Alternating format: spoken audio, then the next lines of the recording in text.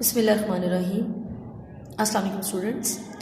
अब हम डिस्कस करने जा रहे हैं सोर्सेज ऑफ एयर पोल्यूटेंट्स कि हमारी एयर किस तरह से पोल्यूटेड हो रही है, उसके क्या क्या सोर्सेज हैं। सबसे पहले हम ये देखते हैं कि हमारी एयर की कंपोजिशन क्या है। हमारी एयर में नाइट्रोजन होती है ऑलमोस्ट 78%, ऑक्सीजन है 21%, ठीक है जी। कार्बन डाइऑक्साइड है 0.03% एंड आर्गन है ऑलमोस्ट, ये मतलब सारी परसेंटेज हमने वैसे पहले डिस्कस की नहीं है, लेकिन फिर भी 0.93% है, ठीक है जी। और इसके अलावा वाटर वेपर्स हैं, हमारे पास, ठीक। और ये वेरी करते हैं, इनकी परसेंटेज वेरी करती रहती है अप टू ये 4% तक जाता है।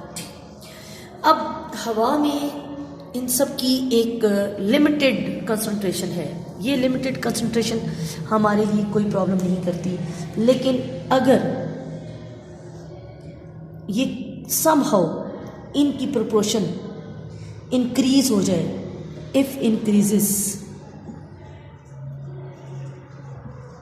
ठीक है, फ्रॉम कंसंट्रेटेड लिमिट्स, कहाँ से, यही कंसंट्रेशन लिमिट से ये इंक्रीज कर जाते हैं, यानी इन जो कुदरत ने एक निज़ाम बनाया हुआ है, इन अमाउंट से ये समहाउ इंक्रीज कर जाती हैं, तो फिर ये हमारे लिए एयर पोल्यूटेंट्स का सोर्स बन जाएंगी।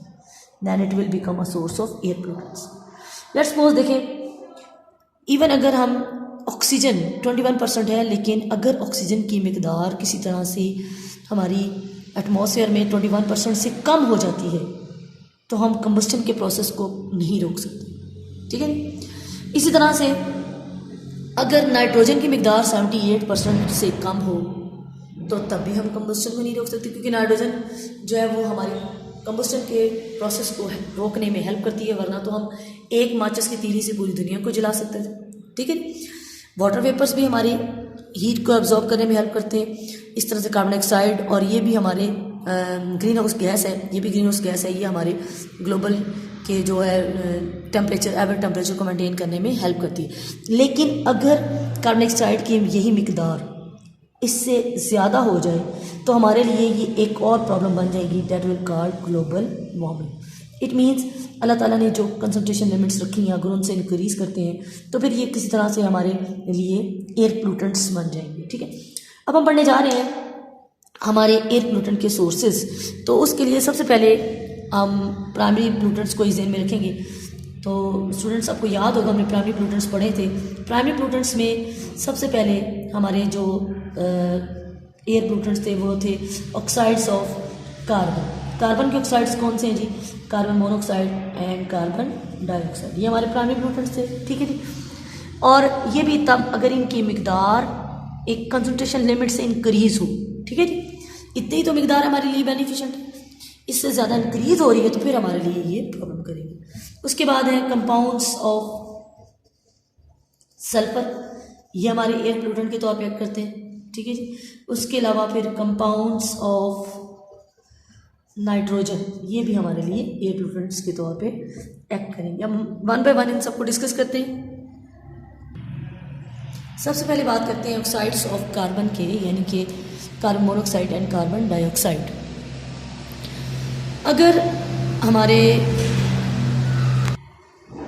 तो स्टूडेंट्स, अगर हम कंसिडर करें कि कौन कौन से सोर्सेज हैं जो ऑक्साइड्स ऑफ कार्बन यानी carbon monoxide and carbon dioxide को हमारी एटमॉस्फेयर में इंक्रीज करने का सबब है, तो उनमें सबसे पहले होंगे कि ये दोनों गैसेस जो हैं वो वोल्केनो एरप्शन से निकलती हैं,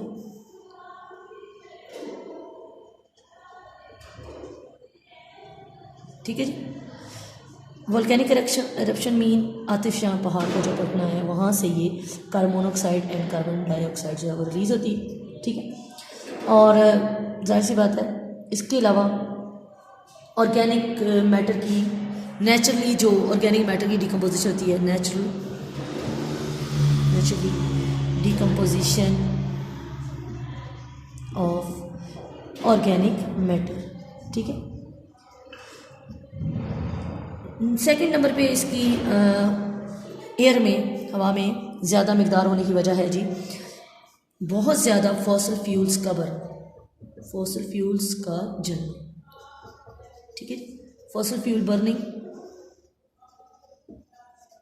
फॉसिल फ्यूल्स हम कौन कौन से जलाते हैं? यस, कोल, कोयला, पेट्रोलियम एंड नेचुरल गैस। तो इनके बर्निंग से, इनकी कंबस्टन से भी फ़िज़ा में हमारे carbon dioxide and carbon monoxide जो वो इंक्रीज़ हो रही है। और तीसरी अहम वजह है ऑक्साइड्स ऑफ कार्बन हमारे एटमॉस्फेयर में ज़्यादा होने की, फॉरेस्ट फायर, ठीक है। बाज़ दफ़ा जंगलों में खुद ब खुद आग लग जाती है, फॉरेस्ट फायर्स, ठीक है। और या हम खुद बर्निंग करते हैं, बर्निंग ऑफ वुड्स, लकड़ियाँ वगैरह हम जलाते हैं, ठीक है।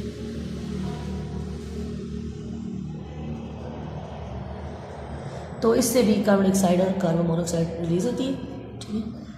Carbon dioxide and carbon monoxide बनती है। अगर तो ऑक्सीजन लिमिटेड है तो प्रेफरेबली कार्बन मोनोऑक्साइड बनेगी, ठीक।